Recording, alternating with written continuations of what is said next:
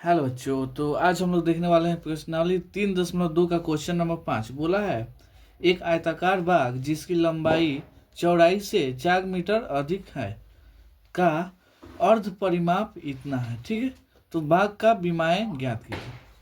यहाँ पे देखिएगा तो एक आयत दिया हुआ है। क्या जी? आयत समझ में आता है क्या होता है? ये होता है और ये होता है, ये दोनों आपस में क्या होता है जी? बराबर। इसको बोलते हैं लंबाई। क्या जी? लंबाई। ये वाला भी क्या हो जाएगा जी? लंबाई ही हो जाएगा। और ये होता है चौड़ाई। क्या जी? चौड़ाई।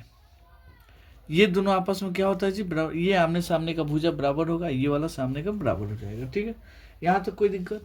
तो देखिए इसमें अर्ध परिमाप, सबसे पहले परिमाप का एगो फॉर्मूला होता है। परिमाप का फॉर्मूला क्या होता है जी? यहाँ पे देखिएगा तो दो गो लंबाई है, तो दो लंबाई, लंबाई प्लस चौड़ाई का गो है दो को, तो दो चौड़ाई। ठीक है, चौड़ाई। ठीक है, यहाँ पे देखिए ये जितना लंबा, मतलब यहाँ से लेकर यहाँ तक, फिर यहाँ तक, फिर यहाँ तक, फिर यहाँ तक, मैंने यहाँ से कोई व्यक्ति चलना शुरू किया। क्या जी? यहाँ से फिर घूम के वहीं पे आ गए, इसी को क्या बोलते हैं जी? परिमाप बोलते हैं। परिमाप का यहाँ पे देखिएगा तो दो कॉमन हो जाएगा, तो बचेगा कितना जी? लंबाई प्लस चौड़ाई। क्या जी?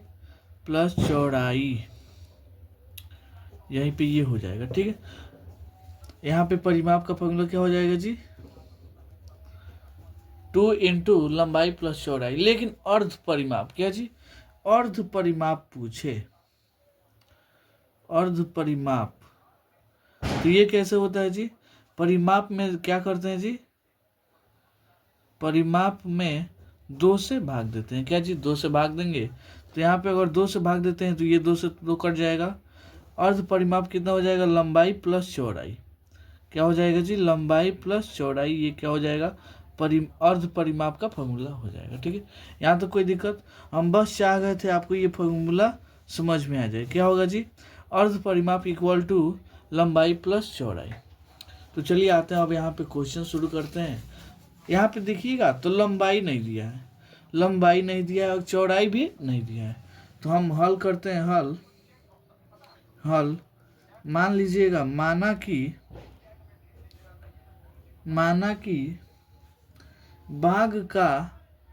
बाग की लंबाई। क्या जी? बाग की लंबाई कितना हो जाएगा जी? x metre. कितना जी? x metre. पूछा है बाग की विमाएं यानी लंबाई और चौड़ाई। ठीक है, तथा बाग की चौड़ाई, बाग की चौड़ाई कितना हो जाएगा? इसको मान लेते हैं y। कितना जी? y metre. कोई दिक्कत? तो अब देखिए यहाँ से प्रश्न अनुसार क्या होगा जी? अब प्रश्नानुसार यहाँ पे देखिएगा तो लंबाई और चौड़ाई दोनों आपस में क्या है जी? बराबर नहीं है। लंबाई चौड़ाई से कितना अधिक है जी? 4 मीटर। तो हमको बराबर करना है, तो चौड़ाई में 4 जोड़ेंगे तब ना बराबर होगा जी। अब यहाँ पे समझ में आया? ये होता है लंबाई, x क्या माने है? लंबाई, y माने है चौड़ाई। तो ये दोनों को बराबर करने के लिए 4 यहाँ पे प्लस कीजिएगा। ठीक है, इसको मान लीजिए समीकरण 1। फिर अब यहाँ पे आते हैं, फिर क्या जी? फिर आयत का अर्ध परिमाप। क्या जी? आयत का अर्ध परिमाप। अर्ध परिमाप क्या होता है जी? लंबाई प्लस चौड़ाई होता है। क्या होता है जी? लंबाई प्लस चौड़ाई। यहाँ पे अर्ध परिमाप का मान कितना दिया है जी? 36 मीटर। तो यहाँ पे हो जाएगा 36 मीटर। यहाँ पे अर्ध परिमाप यानी x प्लस वाई, लंबाई प्लस चौड़ाई इक्वल टू 36। तो यहाँ देखिए अब x का मान यहाँ से बैठा दीजिए। कहाँ से? y plus 4 plus y equal to 36।